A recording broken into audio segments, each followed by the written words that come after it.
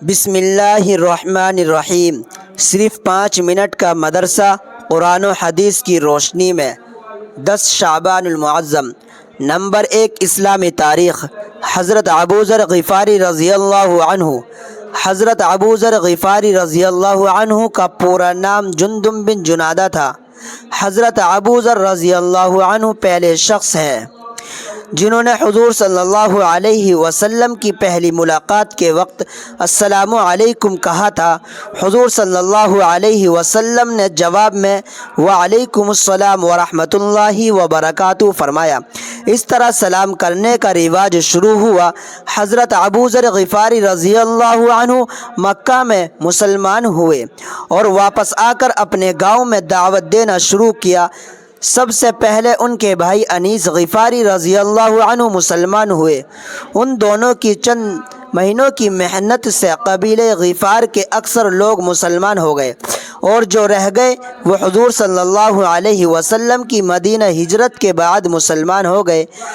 غزوہ خندق کے بعد حضرت ابو ذر رضی اللہ عنہ مدینہ آ کر حضور صلی اللہ علیہ وسلم کی خدمت میں رہنے لگے۔ آپ صلی اللہ علیہ وسلم کے انتقال کے بعد شام کے علاقے میں چلے گئے اور حضرت عمر رضی اللہ عنہ کے زمانے تک وہیں رہے۔ وہاں کے لوگوں کا دنیا کی طرف میلان دیکھ کر انہیں دنیا داری سے روکنے میں سختی کرنے لگے۔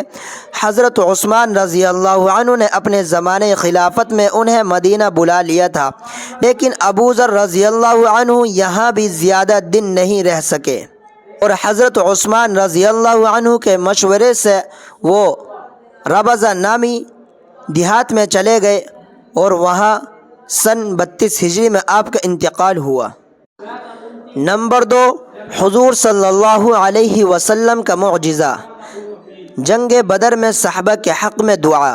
رسول اللہ صلی اللہ علیہ وسلم جنگ بدر میں 313 یا اس سے کچھ زیادہ صحابہ کو لے کر نکلے اور دعا کی، اے خدا، یہ لوگ ننگے بدن ہیں، کپڑے دے، ننگے پاؤں ہیں، سواری عطا فرما، بھوکے ہیں، کھانا دے دے۔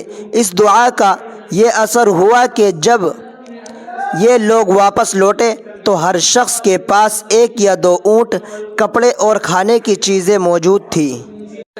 نمبر 3، ایک فرض کے بارے میں ہمیشہ سچ بولو۔ رسول اللہ صلی اللہ علیہ وسلم نے فرمایا، تم سچائی کو لازم پکڑ لو اور ہمیشہ سچ بولو، کیونکہ سچ بولنا نیکی کے راستے پر ڈال دیتا ہے اور نیکی جنت تک پہنچا دیتی ہے۔ نمبر 4، ایک سنت کے بارے میں وضو کے درمیان کی دعا۔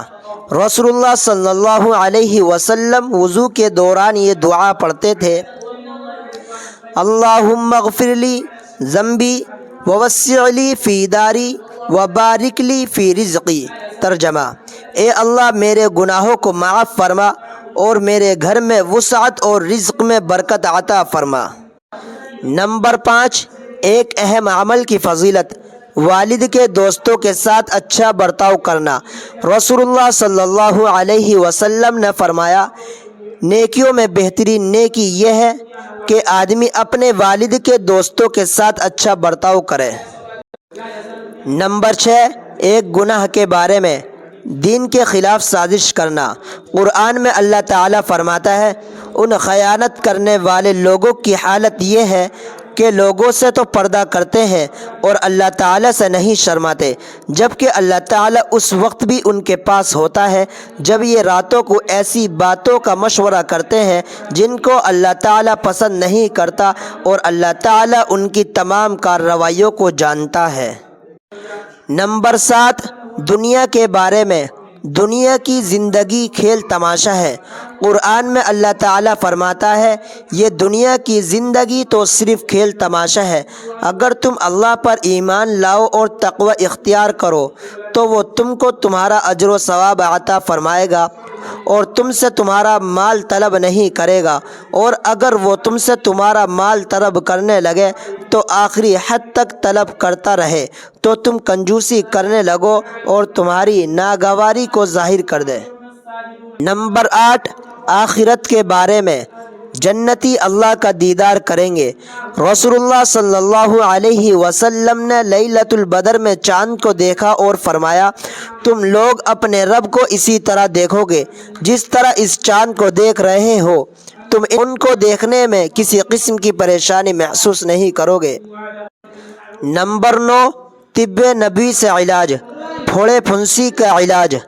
آپ صلی اللہ علیہ وسلم کی بیویوں میں سے ایک بیوی بیان فرماتی ہیں، ایک دن رسول اللہ صلی اللہ علیہ وسلم میرے پاس تشریف لائے اور دریافت فرمایا کیا تیرے پاس زریرہ یعنی چریتا ہے؟ میں نے کہا ہاں، تو آپ صلی اللہ علیہ وسلم نے اسے منگوایا اور اپنے پیر کی انگلیوں کے درمیان جو پھنسی تھی اس پر رکھ کر یہ دعا فرمائی، اللہم مطفئ الکبیری ومکبر الصغیری اطفئھا عنی۔ ترجمہ، اے بڑے کو چھوٹا اور چھوٹے کو بڑا کرنے والے اللہ، اس زخم کو ختم کر دے۔ چنانچہ وہ پھنسی اچھی ہو گئی۔ نمبر 10، نبی صلی اللہ علیہ وسلم کی نصیحت۔ رسول اللہ صلی اللہ علیہ وسلم نے فرمایا قرآن پڑھا کرو کیونکہ قرآن قیامت کے روز اپنے پڑھنے والوں کی شفاعت کرے گا۔